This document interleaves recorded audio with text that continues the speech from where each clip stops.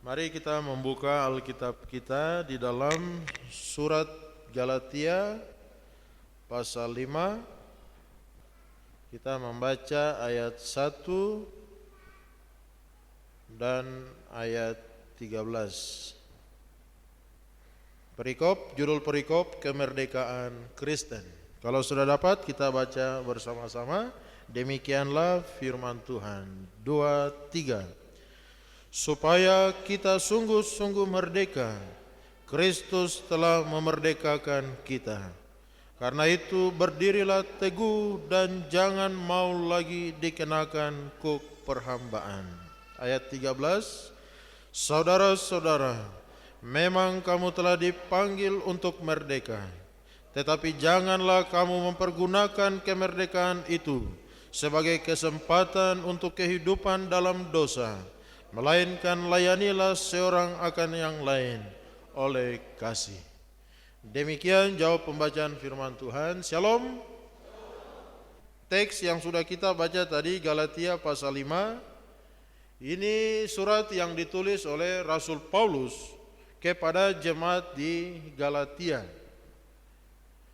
Dan Paulus menulis Galatia ini, Paulus mau menegaskan bahwa di dalam Yesus Kristus kita ini sudah dibebaskan. Kita sudah mengalami kebebasan yang sejati, yang sesungguhnya. Nah, oleh karena itu di dalam pasal 5 ayat 1 ini dikatakan di sana supaya kita sungguh-sungguh merdeka, Kristus telah memerdekakan kita.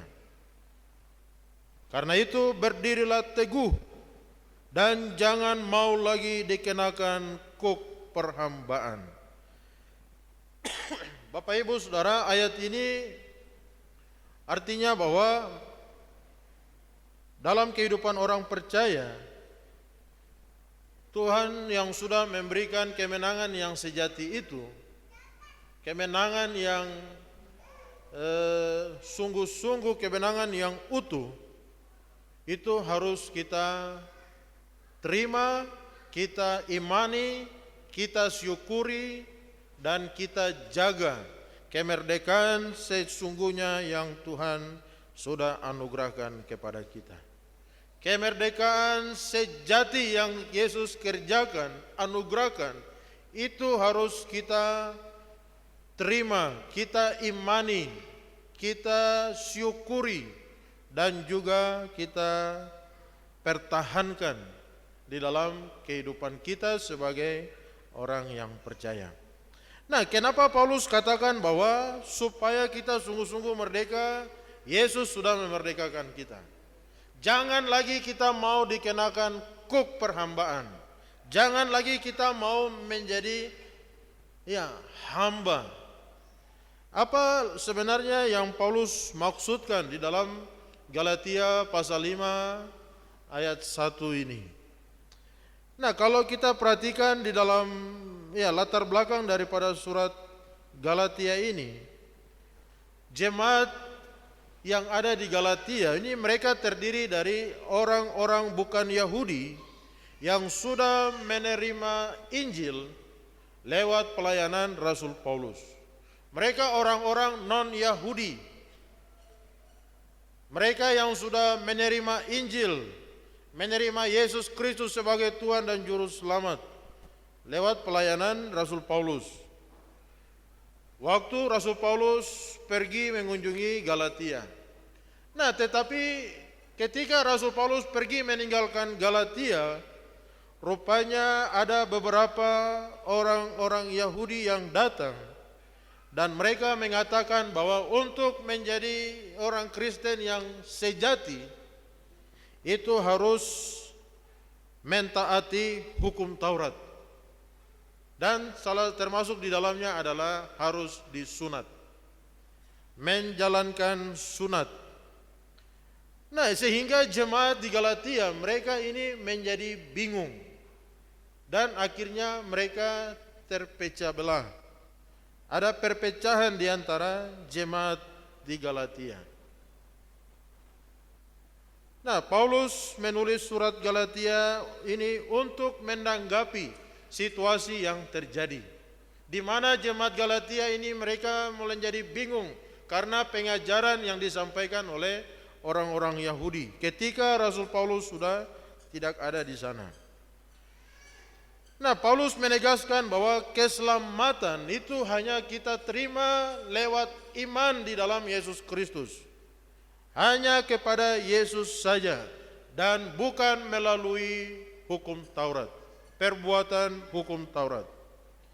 Nah, sehingga pasal 5 ayat 1 ini Paulus nyatakan dengan tegas bahwa Kristus memerdekakan kita itu dari belenggu hukum Taurat. Dan kita harus tetap teguh di dalam kebebasan itu. Tidak kembali lagi diperbudak oleh hukum Taurat. Nah, ini latar belakang daripada Galatia pasal 5 ayat 1 ini. Paulus dengan tegas mengatakan bahwa kita sudah dimerdekakan. Jangan lagi kita mau diperhambakan. Karena itu berdirilah teguh. Jangan mau lagi dikenakan kuk perhambaan. Nah, kalau begitu Bapak Ibu Saudara, apa sebenarnya makna arti yang sebenarnya Paulus mau sampaikan kepada jemaat di Korintus? Kalau mereka sudah dimerdekakan oleh Kristus, apa makna sebenarnya dari kemerdekaan yang Yesus kerjakan itu?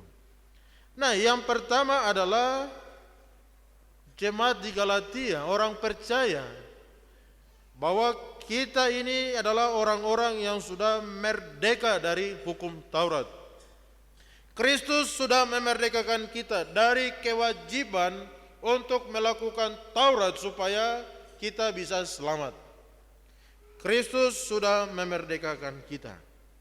Karena memang sebelum Yesus Kristus datang ke dalam dunia, itu orang Yahudi mereka hidup di bawah hukum Taurat yang ketat sekali. Dan hukum Taurat itu mengatur seluruh kehidupan mereka. Semua sisi kehidupan mereka itu diatur oleh hukum Taurat itu yang begitu ketat sebelum Yesus datang. Dan tetapi Bapak Ibu Saudara, walaupun hukum Taurat itu atur mereka dengan ketat, hukum itu tidak bisa menyelamatkan mereka dari dosa. Malah sebaliknya, lewat hukum Taurat itulah menunjukkan bahwa betapa berdosanya manusia. Dan sesungguhnya manusia itu membutuhkan seorang juru selamat. Karena ya, siapa yang bisa menjalankan hukum Taurat itu dengan sempurna? Tidak ada satu orang manusia pun yang bisa menjalankan hukum Taurat itu dengan sempurna. Karena ya, Tuhan minta, Tuhan tuntut itu adalah harus sempurna. Menjalankan hukum Tuhan itu dengan sempurna. Tidak bisa kita bilang ya 10 hukum Tuhan itu kita mungkin taat kepada 9. Satu saja kita tidak taat. Kan hanya satu, tidak apa-apa.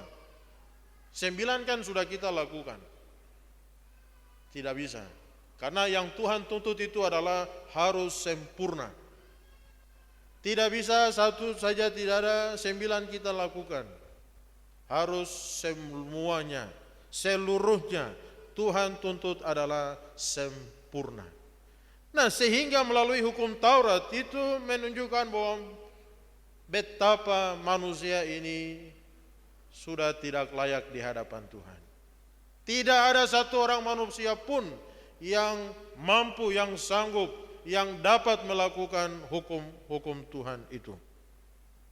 Dan menunjukkan juga betapa manusia membutuhkan seorang juru selamat.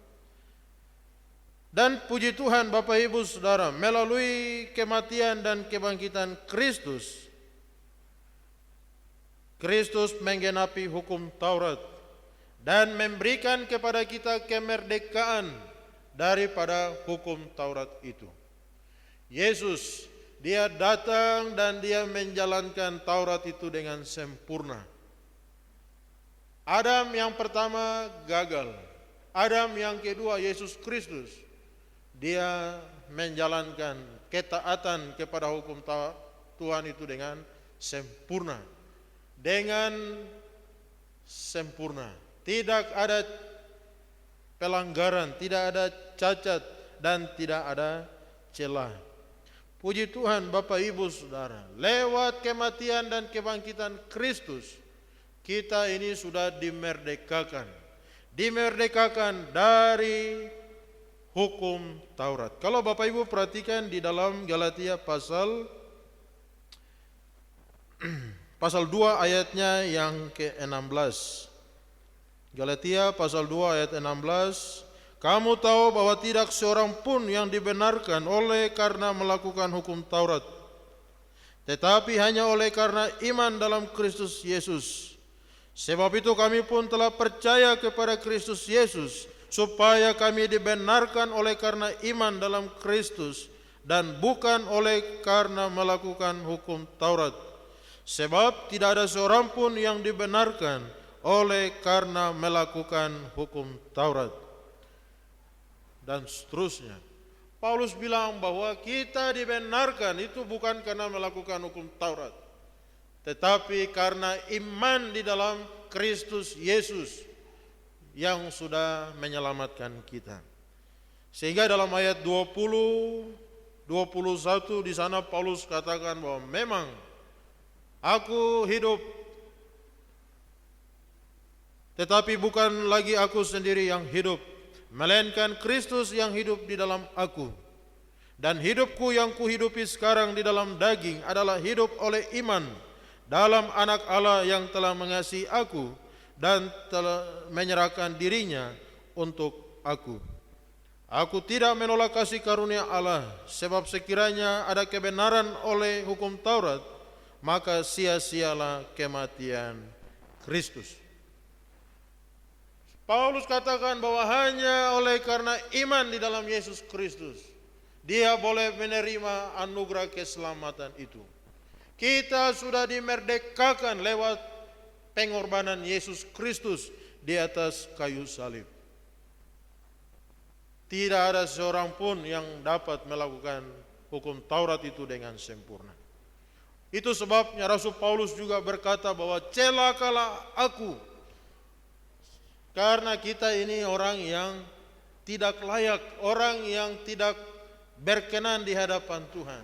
Tidak mungkin kita bisa mencapai sasaran tuntutan kesempurnaan yang Tuhan mau. Tidak mungkin. Dan ketaatan kita itu, Yeremia bilang seperti kain kotor saja. Berarti kalau kita bisa diterima oleh Allah hanya lewat iman kepada Yesus Kristus, dan semua itu hanya karena anugerah Tuhan. Sehingga tidak ada seorang pun yang bisa membusungkan dada. Tidak seorang pun yang dapat dengan bangga berkata, semua karena kekuatan saya, semua karena kemampuan kehebatan saya. Tidak. Semua nol. Semua hanya karena anugerah Tuhan. Nah, itu makna yang pertama, bahwa kita sudah merdeka dari hukum Taurat. Lalu yang kedua, Bapak Ibu Saudara, makna yang terkandung dari pasal 5 ayat 1, kita sungguh-sungguh merdeka. Tidak hanya dari hukum Taurat, tetapi juga merdeka dari dosa. Selain hukum Taurat, Kristus memerdekakan kita dari kuasa dosa. Sebelum Yesus Kristus datang, sebelum kita mengenal Yesus Kristus, kita ini adalah budak dosa, terikat oleh keinginan daging dan hati nurani kita yang sudah tercemar, yang bertentangan dengan kehendak Allah. Kita adalah budak dosa, hamba dosa. Bapak Ibu, apa yang dimaksud dengan hamba dosa? Hamba itu dia tidak bisa mengatur hidupnya. Dia diatur oleh tuannya. Kalau tuannya bilang pergi, dia pergi. Datang, datang. Buat ini, buat itu, buat itu. Tidak bisa melawan. Hanya melakukan apa yang disuruh tuannya. Nah, kita ini adalah budak dosa. Apa yang kita tidak mau lakukan, justru itu yang kita lakukan. Hal yang tidak baik, tidak benar, yang melawan kehendak Tuhan, melawan kebenaran Tuhan, justru kita lakukan. Kita mau menolak, mau berkata tidak kepada dosa, kita tidak sanggup. Karena kita ini adalah hamba dosa. Kita adalah budak dosa. Dosa menguasai seluruh kehidupan kita. Ibarat kita ini terikat. Kita ini sudah dirantai, dibelenggu. Kita mau melawan tidak bisa. Tetapi puji Tuhan Bapak Ibu Saudara, hanya lewat pengorbanan Kristus, karya penebusan Kristus, kita ini sudah dibebaskan dari kuasa dosa. Kita dilepaskan, semua rantai, semua yang mengikat kita itu sudah dilepaskan. Kita dilepaskan, kita dipulihkan, kita dimerdekakan dari perbudakan dosa. Dan puji Tuhan Bapak Ibu Saudara, tidak hanya kita dibebaskan, tetapi kita juga diberi kuasa, diberi kemampuan, kesanggupan untuk hidup di dalam kebenaran Tuhan. Itu sebabnya Yohanes 1 ayat 12, semua orang yang menerimanya diberinya kuasa untuk menjadi anak-anak Allah. Luar biasa Bapak Ibu Saudara. Tuhan tahu bahwa kita tidak sanggup. Itu sebabnya Dia memberikan kita kuasa. Kuasa untuk menjadi anak-anak Allah. Sehingga kita dimampukan berkata tidak terhadap dosa. Kita dimampukan untuk hidup di dalam kebenaran Tuhan. Mentaati Tuhan. Melakukan perintah dan kehendak Tuhan. Tanpa kuasa itu, kemampuan kesanggupan itu, kita ini tidak mampu. Puji Tuhan Bapak Ibu Saudara. Jadi supaya kita sungguh-sungguh merdeka, Kristus telah merdekakan kita. Merdeka dari hukum Taurat. Merdeka dari kuasa dosa. Sehingga kita dilepaskan. Kita menjadi hamba-hamba Tuhan yang dapat menjalankan kehendak Tuhan di dalam dunia ini. Nah, ini arti daripada sungguh-sungguh merdeka. Kita menerima kemerdekaan yang seutuhnya. Dan yang ketiga, kita merdeka untuk melayani Tuhan. Kita dimerdekakan untuk melayani Tuhan. Bapak Ibu Saudara, kemerdekaan dalam Kristus bukan berarti kemerdekaan tanpa batas. Kemerdekaan untuk bebas melakukan apa saja yang kita mau. Merdeka di dalam Kristus bukan kita ini hidup di dalam kebebasan.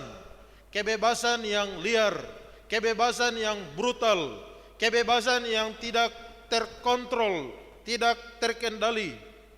Kita menjadi hidup sesuka-suka, hidup seenaknya. Sebaliknya Bapak Ibu Saudara, kemerdekaan yang Yesus kasih, Yesus anugerahkan, supaya kita bisa melayani Tuhan. Dan kita bisa menjadi berkat. Dimerdekakan untuk melayani Tuhan, melayani sesama, dan kita bisa menjadi berkat. Nah, itu sebabnya Paulus tegaskan dalam ayatnya yang ke-13. Saudara-saudara, memang kamu telah dipanggil untuk merdeka. Tetapi janganlah kamu mempergunakan kemerdekaan itu sebagai kesempatan untuk kehidupan dalam dosa. Nah, itu sebabnya kita yang sudah mengalami anugerah keselamatan di dalam Tuhan, tapi hari ini kita masih senang hidup di dalam dosa, masih gemar melakukan dosa, kita masih terputar di dalam lingkaran-lingkaran itu. Berarti kita salah mempergunakan kemerdekaan kita. Karena kemerdekaan bukan untuk melakukan dosa, tetapi supaya kita mempergunakan kemerdekaan itu sebagai kesempatan untuk melayani Tuhan. Puji Tuhan, Bapak Ibu Saudara, kemerdekaan harus digunakan untuk saling melayani di dalam kasih, bukan untuk memuaskan keinginan daging, keinginan jasmani kita, tetapi untuk memuliakan Tuhan. Kemerdekaan Tuhan kasih kesempatan untuk hidup sesuai dengan rencana Tuhan, sesuai dengan panggilan Tuhan, supaya kita dapat menghasilkan buah-buah yang bertahan sampai kepada kehidupan yang kekal. Dan Tuhan mau supaya hidup kita ini menjadi berkat, hidup kita bisa berdampak. Itu sebabnya di dalam pasal yang perikop yang selanjutnya, dalam pasal 5 ini dikatakan, hiduplah menurut roh. Hiduplah menurut roh supaya kita bisa menghasilkan buah-buah roh. Kita mengisi kemerdekaan yang sudah Tuhan anugerahkan. Puji Tuhan, Bapak Ibu Saudara, panggilan kita untuk melayani satu dengan yang lain di dalam kasih. Kita tidak dipanggil untuk mengikuti keinginan hawa nafsu, tetapi melayani sesama dengan tulus. Dan itu adalah tanggung jawab kita sebagai orang-orang yang sudah percaya. Puji Tuhan, Bapak Ibu Saudara, Galatia 5 ini merupakan panggilan untuk hidup di dalam kemerdekaan yang Kristus anugerahkan, supaya kita dapat melayani Tuhan dan kita dapat melayani sesama di dalam kasih. Kasih yang suci, kasih yang murni, kasih yang tulus. Dan pesan daripada Galatia 5 ini mengingatkan kita tanggung jawab kita sebagai orang percaya untuk hidup di dalam kebenaran. Kita diingatkan untuk hidup di dalam kebenaran. Jangan lagi hidup di dalam ketidakbenaran, hidup di dalam kejahatan, hidup di dalam kemunafikan, hidup di dalam kepura-puraan, hidup di dalam semua hal yang bertentangan dengan kebenaran Tuhan. Tuhan memanggil kita supaya kita hidup di dalam kebenaran. Kebenaran itu menguasai hati kita, menguasai pikiran kita, menguasai mulut kita, menguasai perilaku hidup kita. Kita hidup di dalam kebenaran. Jangan sampai mulut kita justru kita pakai bicara hal-hal yang tidak benar, hal-hal yang tidak benar, hal-hal yang tidak suci, hal-hal yang tidak pantas, yang tidak memuliakan Tuhan. Tuhan mau supaya kebenaran itu sungguh mengubah hidup kita, menguasai hidup kita, sehingga kita hidup di dalam kebenaran. Hidup di dalam kebenaran itu artinya ya katakan ya, tidak katakan tidak. Lebih daripada itu adalah dari si jahat. Kita harus hidup di dalam kebenaran, membicarakan kebenaran. Kita tidak membicarakan hal-hal yang tidak benar, karena semua yang tidak benar itu berasal daripada si jahat. Bapak Ibu Saudara yang Tuhan Yesus kasihi, melalui iman yang bekerja oleh kasih, kita dapat mengalami pertumbuhan rohani yang lebih dalam dan membawa dampak rohani di dalam persekutuan komunitas iman kita dan di dalam dunia ini. Sebagai orang percaya, kita dipanggil untuk menjaga kemerdekaan ini dengan hidup dalam kebenaran, mengasihi sesama, menjadi saksi Tuhan, dan menghadapi setiap tantangan dengan iman. Menghadapi setiap tantangan dengan iman. Tadi dalam pembacaan Alkitab, bahwa peperangan kita bukan melawan darah dan daging, tetapi melawan pemerintah, penguasa, penghulu, roh-roh jahat di udara.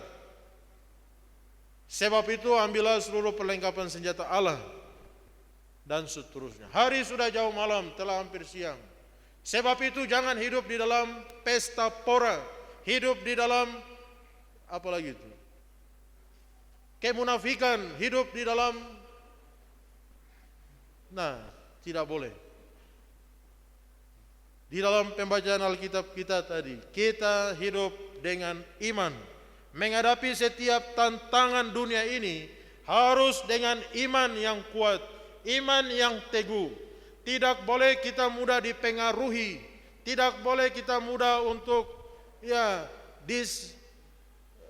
dipengaruhi dengan segala macam hal-hal dunia ini yang untuk menyesatkan kita, untuk menarik kita, untuk menggeser kita daripada panggilan sorgawi.